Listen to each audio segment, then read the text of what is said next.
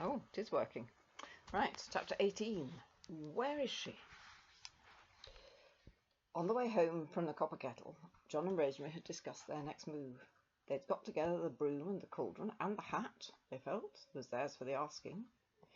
The next thing to do was to find Mrs. Cantrip and persuade her to tell them what was the silent magic which would free Carbonel, finally and completely. It was not until 3 days later that they felt they could ask to go off on their own again. 3 days spent pleasantly enough playing in the gardens at Tussock's. It was Carbonel who urged them to hurry. He grew daily more restless, and, truth to tell, more cantankerous. Rosemary would sit at her window in the evenings and watch with renewed interest the cat world that trotted so purposefully along the garden walls and over the leads and slates beyond. She would stare at the chimneys and roofs, some sloping steeply, some with a gradual incline, with here and there a tower or a steeple standing above them, until in the half-light the harsh lines of slate and brick seemed to soften and undulate, like living hills and valleys. The evening smoke from the chimney-pots wreathed itself mysteriously around them. Carbonel would sit beside her on the window-ledge, making strange cat noises in his throat, until Rosemary went to bed, when he would slip silently away into the twilight on his own affairs. On the 4th day after the adventure with the wishing magic, John came to fetch Rosemary, and they set off with their sandwiches. "You know," said Rosemary, as they made their way to the bus stop, "I haven't bothered very much about the cat side of all this before. I've only been thinking of freeing Carbonel because he's such a darling." "Pretty crotchety darling, if you ask me," said John. "But don't you see that's because he's so worried about everything? It must be dreadful for him to see his poor subjects being so badly treated. I shouldn't be surprised if all great exiles were pretty snappy. People like Napoleon and Charles II, I mean. Only that's not the sort of thing that gets into history books." Carbonel looked round. He'd been stalking on ahead. Rosemary had thought him too far away to hear the conversation, but she was mistaken. However, he seemed not displeased at being compared to Napoleon and Charles II. "I suppose we're wise to go to the market again?" asked Rosemary. "Well, it does seem to be the sort of place where things happen, doesn't it?" said John. "I believe we shall find her there," said Carbonel. They'd brought the broom with them, so he could talk to them. "As like as not, she didn't sell her broom until she'd found the place where she wanted to settle. Stands to reason. Besides, catch her wasting money on shoe leather when the broom would take her for nothing." They were later in setting off than before, and the streets were full of busy people. The expedition began badly. The sky was cold and grey, so that they'd had some difficulty in persuading Mrs. Pendlebury Parker to let them go off for the day. There was a queue at the bus stop, and the conductor had a headache.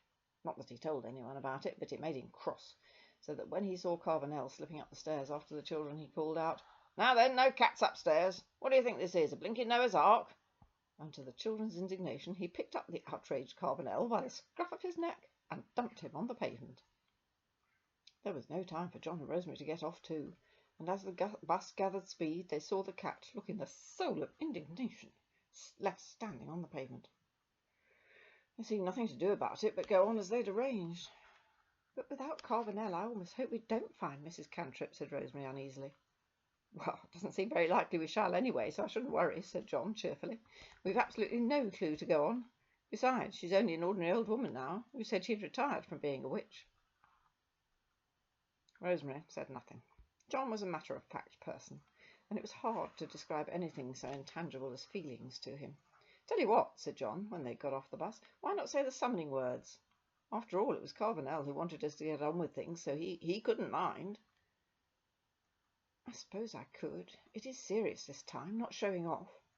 "Of course it's serious. Besides, you're his mistress, after all." So they found a quiet corner between two cars in the parking places beside the market, and Rosemary shut her eyes and said the summoning words. "By squeak of bat and brown owl's hoot, by hellebore and mandrake root, come, swift and silent as the tomb, dark minion of the twiggy broom."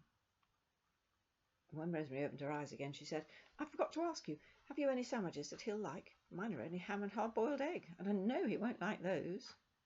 Don't know why he wouldn't like ham. They tore a corner of John's packet and found that his were potted meat and jam. "Look here," said Rosemary, "we shall have to put in some time before Carbonel can possibly get here. Let's go and buy him a tin of sardines. He'll be frightfully hungry after walking all the way here. I think we can get a little tin for 7pence. Let's go to the grocery stalls. They set off, walking slowly up and down the market. They meant, quite honestly, to be looking for sardines, but it was all so interesting that it was some time before they reached the aisle where most of the grocery stalls were to be found. They bought a little tin of sardines from a store which was a jumble of all kinds of tinned foods, which had a large placard over it which said, "Smashing reductions, a penny off the shilling." So instead of paying 7pence, they got it for 6pence halfpenny. It was not until they'd wandered to the end of the market that they realised there was no key with it with which to open the tin. "What a swizzle," said John. "Let's go back and ask for one."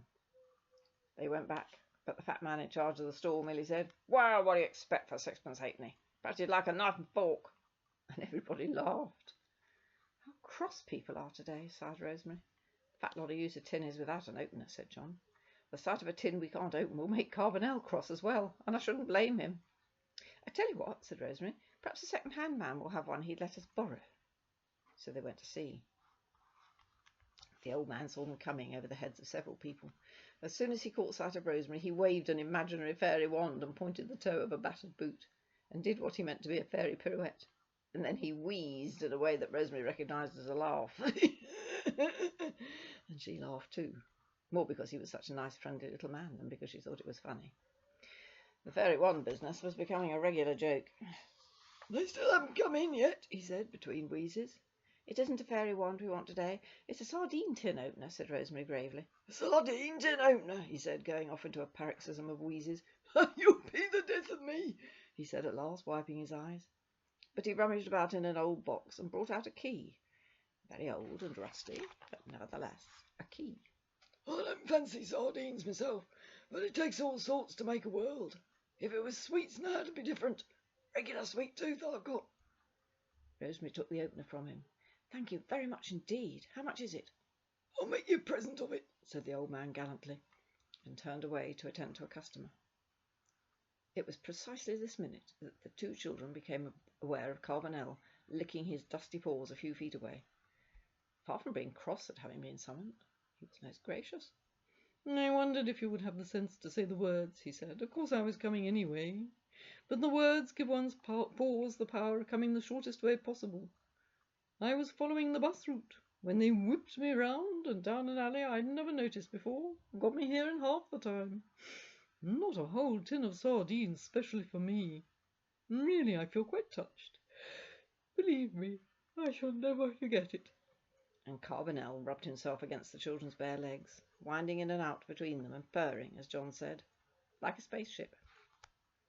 Spaceships purr? They found a couple of packing cases at the edge of the stalls and settled down to eat their sandwiches, while Carbonel, still purring, licked the sardine tin until even the smell of sardine had gone. "I tell you what our bags we do," said Rosemary, as she wiped the crumbs from her lap. "Let's go and buy the old man a present. He's been so jolly kind and helpful. We shouldn't have found either the hat or the cauldron without him. And now there's the opener." "Well, that's a good idea. But whatever could we give him?" "He said he got a terribly sweet tooth," said Rosemary. "There's a sweet shop over there I went to once. Let's go and see what we can afford." She led the way to the little shop where she'd weighed the merits of toffee apples and licorice bootlaces on the day she'd first met Carbonel. What a long time ago that seemed now. When they reached the shop, they were in deep discussion as to what happened to a sweet tooth if you had to have false ones, so that Rosemary didn't notice anything different about the shop at first. "I don't expect they can replace a sweet tooth," she was saying. "That's why old people don't seem to like toffee. Besides—" John interrupted. "Is this the shop you mean? What a miserable place." It was indeed. There was no longer a cheerful display of jars of sweets, of pink coconut ice, and sticks of peppermint rock. Except for 1 or 2 jars of pulled toffee and some dusty odds and ends of stationery, the window was empty. Rosemary looked with distaste at 2 dead blue bottles that lay on their backs near some yellowing envelopes. "I think this is it," she said doubtfully. "Well, perhaps that explains it," said John, and he pointed to a hand-printed notice which was stuck rather crookedly to the window pane with stamp paper. "Under new management," it said in wobbling capital letters. "Well, I shouldn't think the new management gets many customers." But as he spoke, a young woman with a whimpering small boy opened the front door with an angry jangle of the bell and went in. "I say, look at that!" Rosemary looked where he pointed excitedly. Over the door was another notice which said, Katie Cantrip, licensed to sell tobacco. John whistled. "Oh, come on," he said. Rosemary began to say, "Don't go in till we've decided what to do." But it was too late. John had opened the door with a jangle of the bell that couldn't be ignored, and Carbonel had slipped in after him. There was nothing for Rosemary to do but follow the 2 steps into the shop. And the next chapter is called Mrs. Cantrip. You'll hear that tomorrow.